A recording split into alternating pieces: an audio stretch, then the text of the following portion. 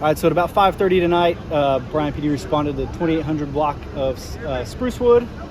It started as a report of a large fight gathering, which escalated into shots being fired. As officers got here, there were a couple hundred people in the area. Made our way, located 2 people with apparent gunshot wounds that were both transported to the hospital. Both people have non-life-threatening injuries at this time. They're still being treated there. I don't have any updates on them. I don't have any suspect information at this time. Like I said, this is all very, very preliminary. As you can see, it's a pretty chaotic scene. Lots of people to talk to, a lot of people to interview. So I'm going to try to keep you guys updated as best we can.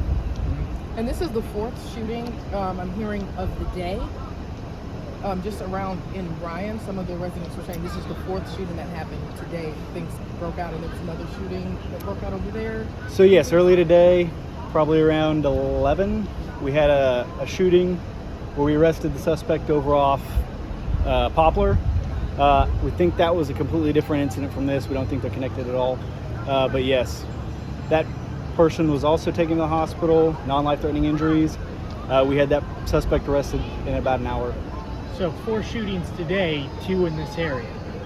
So yes, there have been 2 today. Oh, 2 today. Okay. I'm trying to think. I know College Station had one. So yesterday, 3 and 24 hours for Bryan. Yes, 3 and 24 hours for Bryan. So the other one off of 1500 Military was, I think, last night. Yes, sir. A child was struck, very superficial wound. We don't know if that's tied to this yet. Obviously, very preliminary information. We know that car was likely an innocent car just passing through the area. Got hit with some gunfire, probably unintentional. We don't think they were shooting at that car for any reason. But the person drove out of the area as quickly as they could, called PD as they were leaving. The child was treated on scene, didn't have to go to the hospital. So yes, that would make 3. 3 for us. Now the children involved, because residents were saying it started out as a fight between kids and then parents got involved, and how it's now a big chaotic scene now. Are the children involved? Are they okay? So some of that we don't even know yet. We're still trying to sort all that out. I don't know the details on the disturbance that was happening. We know that this started as a large fight, or that's how the initial call came in. As far as who was involved or ages, I don't have any of that info. Do you know what time the call? It was about 5:30 this afternoon. 5:30 this afternoon. Yes. And who called? Was it a resident?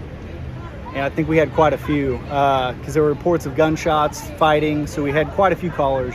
I'd have to go back and sort through the calls and see if dispatch was able to catch everyone that called or document them. So okay. I know there were multiple calls. Gotcha.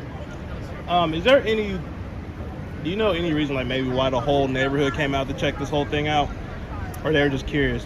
Probably curious. Start hearing gunshots in the neighborhood and on a Friday evening. People are going to be. Weather's pretty decent. People are probably outside already, and if there was a fight going on and there was a large crowd anyway, you know how it works. People are going to be interested in what's happening in their neighborhood. Gotcha. So, is it standard to bring this many units out to these type of scenes, or is it just a little more than usual? It's kind of call dependent. We kind of assess every situation that we can based on the first responders that get here, based on the amount of calls we get, based on information given to us on the call. So I know as soon as our first officers got here, I can attest that they were asking, we need more units out here, we need more units out here. And it was likely due to the large amount of people that had crowded this area. Did you have a question? That was going to be my question about the large presence here. Yeah. I mean, is this anything you've seen before? Is this typical? Or, I mean, it seems, at least at first glance when you're walking up, it's fairly intimidating. I mean, it's one of those things that we like to use, just being an officer presence. It kind of hopefully can dissolve some of the crowd. Hopefully with more people being here, people may listen a little better and stay away from the scene as we try to contain it to where the actual shooting and incident occurred. But no, I've been here 12 years. We used to have scenes like this fairly regularly a decade ago, so I wouldn't say that this is out of the norm. I've been off the streets for about 4 years now, so over the last 4 years, I couldn't tell you from personal experience, but yes, we've had scenes like this before. Okay. How long go ahead. Yeah. And I wanted to know, I could see some of the actual police officers with assault rifles in the scene or whatever. Did they have to use them or? No, so it's situational dependent. If we're coming up to a scene where we think there may be an active shooter or somebody with a gun, our officers are going to come out with potentially their heavy shield vests, potential long rifles, because if an officer starts walking up and somebody starts firing Right. pistol rounds from 100 yards away, obviously we want to protect the community members too, and we want to eliminate that threat. So if we have officers parking a couple blocks down initially on first response, yes, we want to be able to eliminate any potential threat. And was it the two houses? I'm not sure particularly what two houses were involved. Were they in this area right here? Yeah, it's all. or- It seems to be pretty much contained to the 2800 block of Sprucewood. Gotcha. So as far as which houses are involved or where potential shooting happened, I don't have that offhand. Gotcha. Okay. So How long do you anticipate you guys are going to have the presence out here and have this place locked down like this? I would imagine you'll probably see a decline in presence over the next 30 minutes to hour and a half. Yes, sir. Some of our detectives will probably be out here for multiple hours, just because there are so many people out here to try to talk to. There's a lot of potential people that have said they want to talk to us.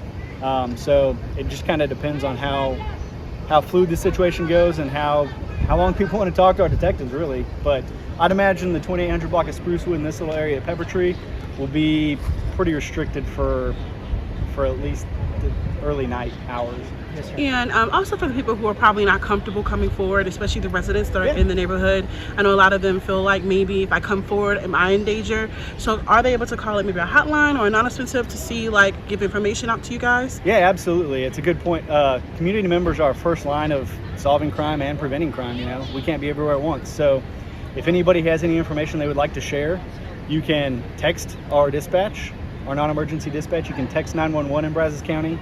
So if somebody were to want to relay information they don't feel comfortable or want to do it anonymously, you can text 979-361-3888, and that's our non-emergency dispatch. You can send us messages on social media, or you can call up to the police department. And I mean, we're not in the business of sharing people that want to provide info's information, because that would kind of burn us. What kind of good source would we be? Would people want to come talk to us? Probably not. So. And just to confirm, the shooting that happened this morning, you still think is not connected to this, Correct. right? Yeah. Preliminary info doesn't make us believe it's any way related to the Poplar Tree shooting. So, Is there any answers to maybe why there's been so much gun violence, especially over the past 24 hours? man, if I knew that answer, I would be trying to buy Twitter like Elon. So, I mean, that's just the reality of it. We can't predict how people are going to act or what they're going to do. So it could be one of those things we haven't really. It comes in spurts. We may see gun violence for a couple days, and then we go weeks without seeing anything. So it's how